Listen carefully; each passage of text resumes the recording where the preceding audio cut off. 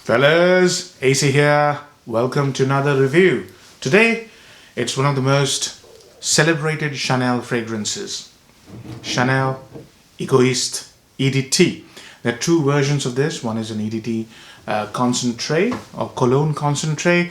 That one has been discontinued, very rare to find. And this one is still in circulation, although less popular than the flanker, which is Egoiste Platinum. It came out later. But this one is one of the most elegant fragrances I know of when it comes to Chanel. Chanel creates some amazing fragrances, and this is one of those fragrances that you should look at if you like elegant, classy, modern fragrances. So let's start. Now, I am late to the party. Why? Because I used to have a fragrance, I still have it, and I love it. This is GOF Trumper Sandalwood Cologne. Now this one emulates Egoiste. I have reviewed this one. This is a very nice fragrance, love it, but I ignored Egoiste for a long time because of one reason and one reason only. I used to think, I have this, I don't need Egoiste. Once I sampled it, and that's because of Rohit, who sent me a little sample. The moment I sampled it, I knew that this was something different. This was something special, kind of fragrances I like, very elegant, very classy. I needed to get a full bottle, so I got a full bottle. Now, Egoiste came out in 1990, and the parfumer is Jacques Polge. But before I go into the detail, let me tell you a little story. See, the thing is, Chanel always releases fragrances which counterbalance their offerings. Yeah.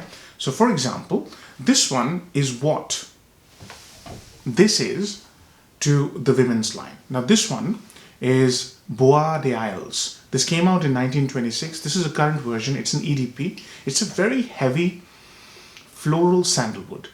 So they had to do something for men. So what they did was, back in the 80s, late 80s, they trialed the combination of sandalwood and rose, and they came up with something called Bois Noir.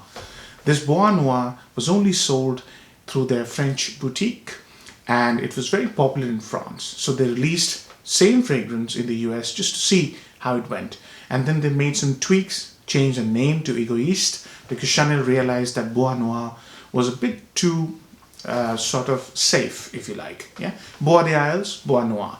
So it was basically a very heavy sandalwood rose fragrance. So they tweaked the formula and they came up with Egoiste. Now this Egoiste that I've got currently is basically a vintage bottle, 2010s. But the current version is equally nice. Beautiful, absolutely beautiful. When you first smell, you get that rose, sandalwood and cinnamon. Very aromatic, slightly fruity because there's a beautiful note of orange, but it's very faint and it doesn't last a long time. It's very orangey because sandalwood, if you've smelled sandalwood, has a beautiful lemony nuance, very fresh woody, and the woody aspect has been sort of augmented by a note of mahogany. Now, when I first smelled this in summer, I didn't like it because I thought it was like a old wooden cabinet. Yeah, so I did not like it, but I tested again in autumn and I loved it. That's why I got a bottle.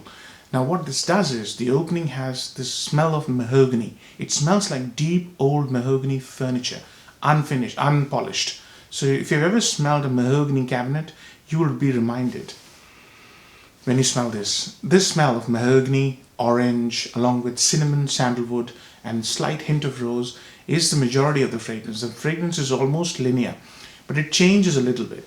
When the fragrance tries to dry down, it brings in a very nice warm aspect. Now sandalwood has a beautiful warm aspect. Yeah, that warm aspect, according to me, looks like it's the kind of warmth you get in Diorum. And they use Diorum Intense, I believe. That uses amberette seed, which is basically a sort of a green alternative to musk. So it smells like human.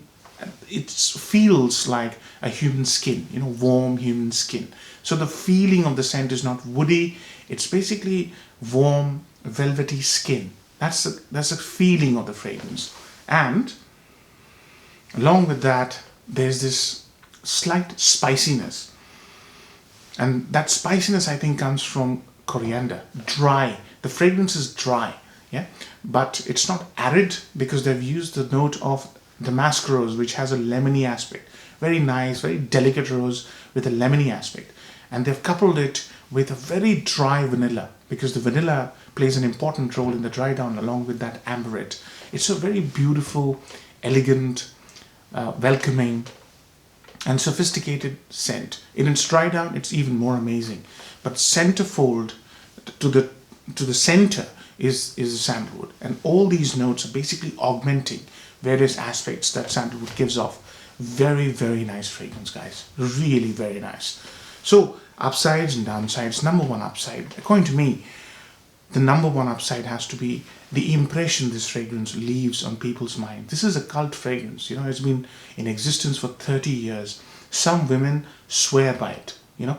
So this fragrance leaves an amazing impression of elegant, classy man, you know. If you think about it, Chanel released this in 1990. Before that, they had Antaeus, which was released in the 80s, which was quite a strong masculine. And if you're wondering, the first Chanel masculine, it was this Chanel Pour Monsieur. I have reviewed this one. So they wanted to expand their portfolio. So they already had Antaeus, which was shouty, strong, oak moss, you know, very much like the 70s. So they wanted something which is not as, doesn't come across as too strong, but something which is elegant, which is friendly, which is welcoming, which is smooth, which is classy. That's why they created Egoiste, and Egoiste delivers that.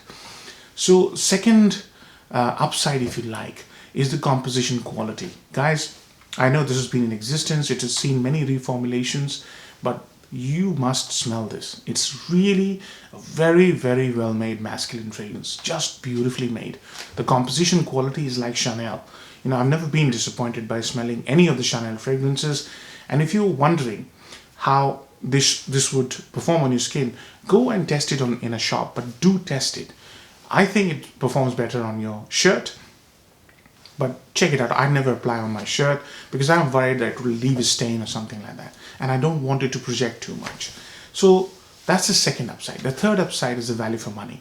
You know, the kind of sandalwood, the kind of fragrance this is in the same ballpark as beautiful niche fragrances like Penhaligon's or Creed. So the kind of value for money you get, the kind of fragrance this is, the value for money is pretty high. Yeah, those are the three real positives for me. Very high, you know, very highly rated positives, if you like. I could go on and list a couple more, but those are three big ones. Now the downside. The downside is the lack of projection. I haven't tested it applying it on my shirt. If I do apply, I'm sure it will project a bit more, but the performance is medium. Yeah, it lasts a very long time on your skin, especially if you go 2 or 3. And sandalwood does last a long time on your skin, although sandalwood doesn't project. Now here are notes which should project. For example, cinnamon, orange, they should project. Those notes should project, but it doesn't project beyond 1 or 2 hours maximum. It's a quiet-ish fragrance. Number 2, I think this fragrance has got limited wearability. This is where sandalwood cologne does it for me. I can wear this in any weather and it smells absolutely amazing. I think this fragrance doesn't smell as nice in summer. I've tried it. It smelled, as I said, of an old wooden cabinet. And it was very weird. I didn't like it at all. So I waited till autumn. So that's the second downside, the limited wearability.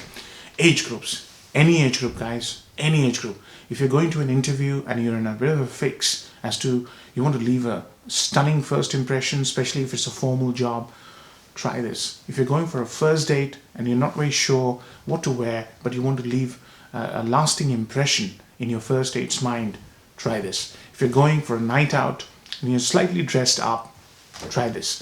But it won't project. So if you're going clubbing, I wouldn't bother because it doesn't project, according to me.